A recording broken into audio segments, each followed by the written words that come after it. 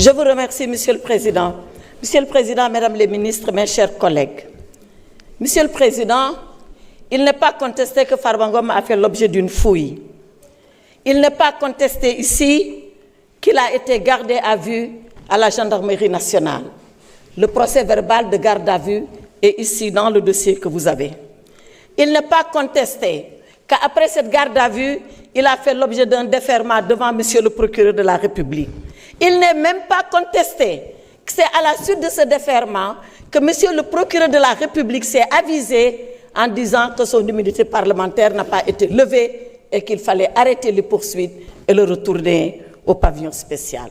Alors, si tous ces faits ne sont pas contestés, et ces faits ne peuvent pas être contestés parce qu'étant exactement la vérité et la vraie vérité, qu'est-ce qui est alors contesté?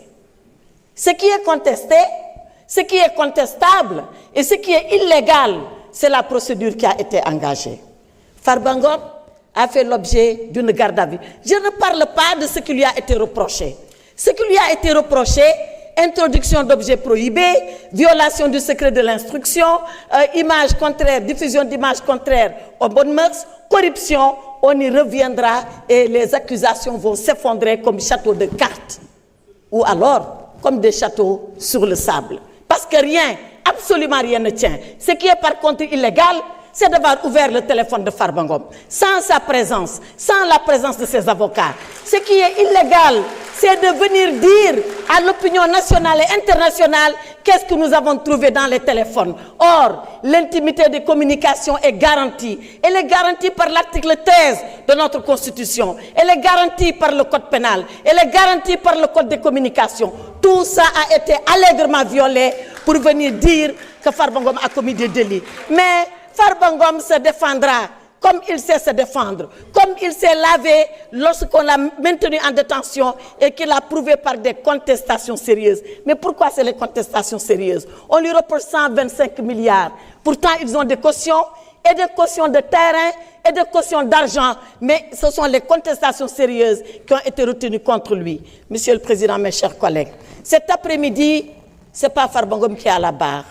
C'est l'Assemblée nationale qui est à la barre.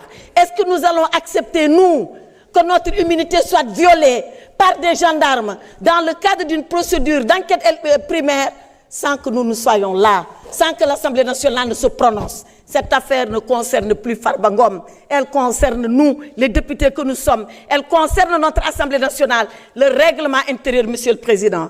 Si nous laissons cette affaire passer, déchirons le règlement intérieur. Déchirons-le. Il n'a pas de sens, il n'a pas de portée, il n'a aucune signification. Demain, vous les députés, vous serez poursuivis, arrêtés, et personne ne viendra demander la levée de votre immunité parlementaire. Voilà ce qui va se passer. Monsieur le Président, je voulais dire que dans la galaxie de la démocratie, l'Assemblée nationale est considérée comme le soleil.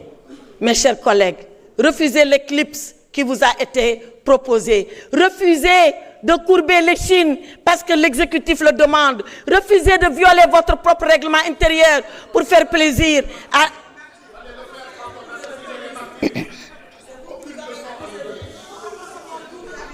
S'il vous plaît.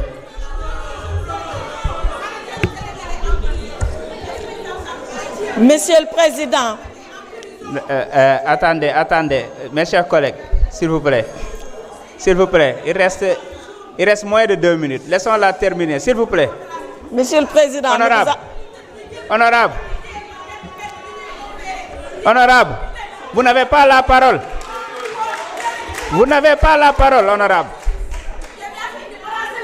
Honorable, respectez le règlement intérieur. Vous n'avez pas la parole. Monsieur le Président, laissez-les parler parce que c'est dont ils sont en train de parler, Monsieur le Président. S'il vous plaît. Eux ne le savent pas, mais moi je sais. Mais je suis une femme d'État. Je ne dis pas tout ce que je sais, madame. Taisez-vous, parce qu'il est temps de vous taire. Taisez-vous, parce qu'il est temps de vous taire. Taisez-vous, madame. S'il vous plaît. Alors, Monsieur le Président, pour finir, je demande à nos honorables collègues, pour ceux-là encore qui le sont, pour ceux-là encore qui le pensent, de conserver leur dignité et de refuser aujourd'hui que l'Assemblée nationale soit couchée devant l'exécutif. Je vous remercie.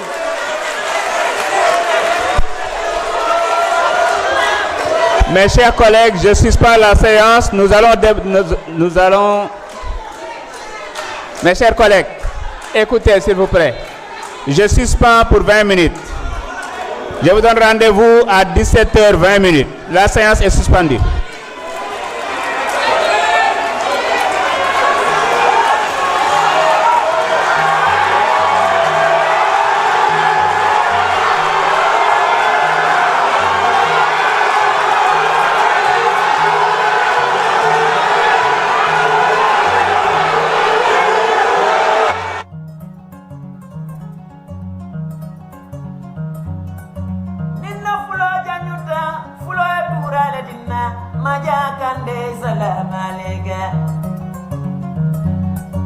Batuma fulo du jonyi nyana alanen bundung gola jena bajallo goratoma